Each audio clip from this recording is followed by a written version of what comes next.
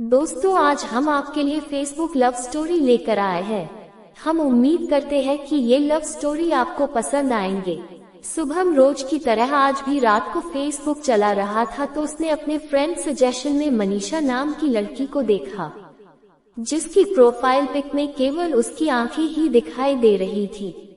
शुभम ने गौर से मनीषा की प्रोफाइल पिक को देखा और जब शुभम ने उसके फेसबुक ऐड को देखा तो उसके कॉलेज का नाम वही था जो कि शुभम के कॉलेज का नाम था। मनीषा की फेसबुक ऐड में केवल 2 ही फोटोज थी और उस फोटोज में उसका पूरा चेहरा दिखाई नहीं दे रहा था। कुछ दिनों के बाद फिर से शुभम के फ्रेंड सजेशन में मनीषा का नाम दिखा, लेकिन इस बार उसकी प्रोफाइल फोटो में उसके एक तरफ का ही चेहरा दिख रहा था। शुभम ने उसे मैसेज किया और पूछा कि आप कौन से कॉलेज में हो।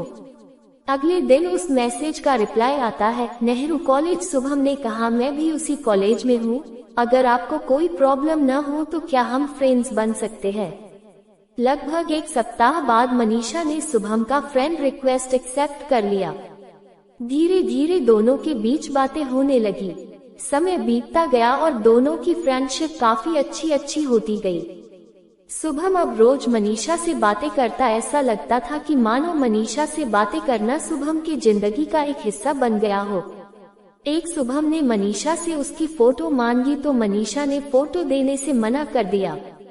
शुभम ने फिर से मनीषा से रिक्वेस्ट किया कि आप मुझे सिर्फ अपनी एक तस्वीर सेंड कर दीजिए। शुभम के जिद करने पर मनीषा ने अपनी एक फोटो सेंड कर दी। शुभम ने जब मनीषा की फोटो देखी तो जैसा उसने सोचा था, मनीषा उससे भी ज्यादा प्यारी और सुंदर थी। शुभम अब रोज उस तस्वीर को देखता। शुभम को अब ये महसूस होने लगा था कि उसे मनीषा से प्यार होने लगा है। शुभम ने एक दिन मनीषा को मिलने के लिए कहा। मनीषा भी शुभम से एक बार मिलना चाहती थी तो वह मिलने के लिए तैयार हो गई। अगले दिन दोनों एक शॉपिंग मॉल में मिलते हैं और दोनों एक दूसरे को सामने देखकर बहुत खुश थे। शुभम ने मनीषा को कॉफी पीने के लिए पूछा। मनीष, नहीं शुभम, मैं कॉफी नहीं पी सकती, मुझे तुरंत जाना होगा। इतना कह के मनीषा वहां से चली जाती है। शुभम मनीषा से कुछ बातें करना चाहता था, लेकिन मनीषा के तुरंत चले जाने से वह मायूस हो गया। रात में शुभम ने मनीषा से कहा, आपसे बातें करनी थी लेकिन आप तुरंत वहां से चले गए, क्या अब हम दोबारा मिल सकते हैं। मनीषा भी सोचने लगी कि मुझे वहां से तुरंत नहीं आना चाहिए था और मनीषा दूसरी बार मिलने के लिए मान गई। शुभम ने मनीषा से एक पार्क में मिलने को कहा। अगले दिन जब मिलने का समय आता है, उस दिन शुभम बहुत खुश था। वह मन ही मन सोचता है कि आज अपनी दिल की बात मनीषा से कह दूंगा। दोनों कोई पार्क मिलते हैं। मनीषा व्हाइट कलर की सूट में आज बहुत ही सुंदर दिख रही थी।